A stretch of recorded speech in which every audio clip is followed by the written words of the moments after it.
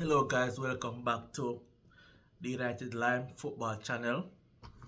Today we're going to discuss the preview of the English Premier League game between Manchester United and Crystal Palace at Old Trafford at the Theatre of Dreams. So let's get into it. So it's a game in which I think we should win, a game in which we need to win.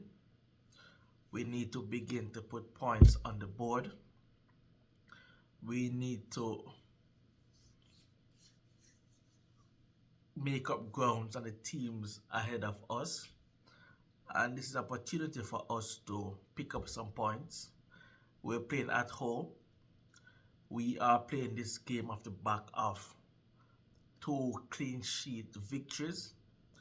And one of these victories was against Crystal Palace in the EFL Cup in midweek. So we're expecting Crystal Palace to field a much stronger team than they did in the EFL Cup, which was like 5 days between matches.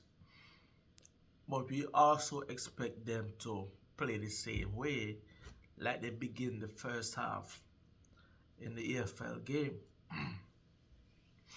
That being said, they will strengthen their starting 11, and so will we. Bruno Fernandes and Marcus Rashford, they had the entire week off. They was not in the squad for the midweek game, so they should be well rested. Lisandro Martinez, he has been ruled out for up to 3 months. It's the aggravation of a previous injury, and this is what happens when you're playing high minutes, playing so many games every 3 days. We need to utilize the squad. We need to rest players, give them a half an hour break, 25-minute break. But players cannot be playing the full 90 minutes every 3 days. They are going to pick up niggles. They're going to pick up injuries here and there. And this is a result of us playing all these games every 3 days.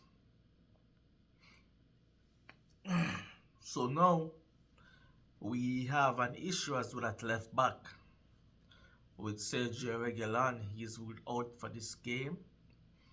He has illness, so he's not in the match squad. And Luke Shaw, Tyrell Malacia, Amadou Bissaka, they're all long-term absentees. So we only have one fully fit wing back in the first team squad, and that is Diego Dalot. We have welcomed back Christian Eriksen and Scott McTominay. They missed the midweek game due to illness, and they have recovered sufficient enough, and they will be a part of the squad. Now, Anthony, news broke today that he will resume training with the first team squad.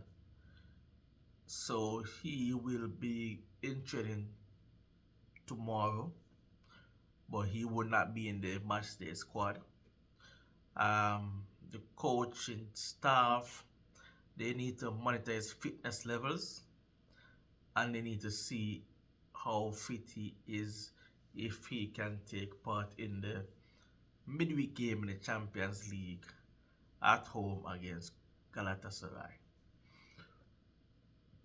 But this game, the Crystal Palace game, I think it's too soon for Anthony. I don't see him being in the squad for this game. Also, Erik ten Hag, he would have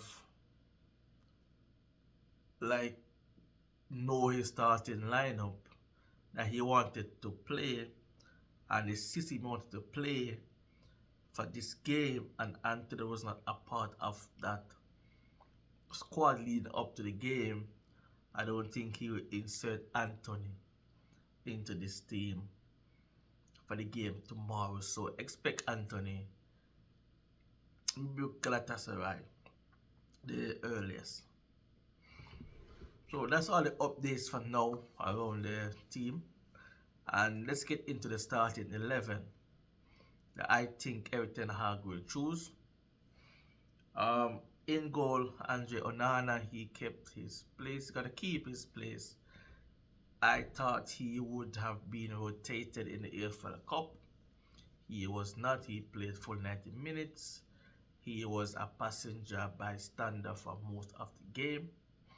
So he's gonna be in goal. And we have 2 clean sheets, and I hope he keep getting these clean sheets. The defense and the midfield. I could not decide on the 11 starting 11. It's gonna be dependent on Amrabat, who I think will start this game. Where he plays though, that is the issue. He can play at left back, or he could play in the midfield. So this is a formation I go with.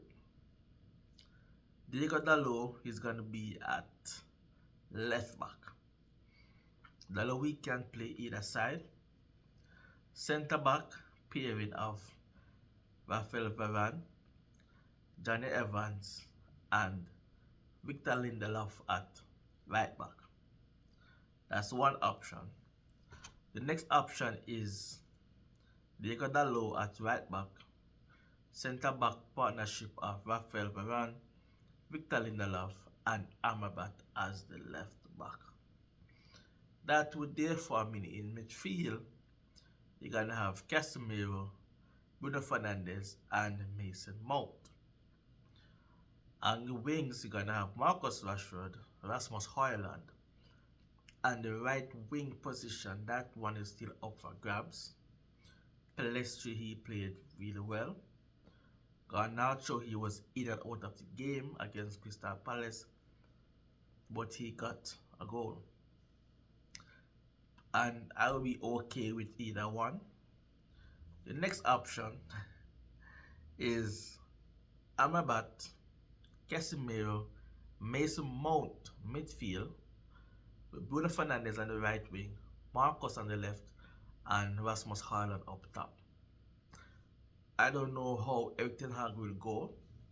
I don't know which position he will play Amrabat in, but the starting 11 that I would choose is this one. Onana in goal, Dalot right back, Victor Lindelof and Raphael Varane centre back. I think we need to play our 2 best centre backs in their favorite position, and I go Amrabat left back. I know he's going to start off left back on paper, but he will step into the midfield as well. Once we're position off the football, he will step into midfield. Then the midfield will be Casemiro sitting, holding, Mason Mount, Bruno Fernandes, Marcus on the left, Rasmus Højlund up top, and I would go with Pellistri on the right wing to start the game, because Garnacho, he's so good off the bench, and we need that player that can come on, lift the tempo. He can beat his defenders. He can get a goal, get an assist. We need persons that can affect the game coming off the bench, and I think Garnacho is suited for that role, and therefore I will go with Pellistri to start the game. Now, Crystal Palace, they're gonna come with a low block. Gonna be a 4-4-2 or 4-5-1. They're gonna be a low block, and they're gonna try to hit us on the counter attack. So we need to be tight in possession. We need to take our chances. We need to settle early with that low block formation. We need to progress the football from our defensive third to midfield third to attacking third. And if they played like they did in the AFL game on Tuesday, we should progress the football easily up the pitch until we reach the final third. And that's where we need to be decisive in our decision making.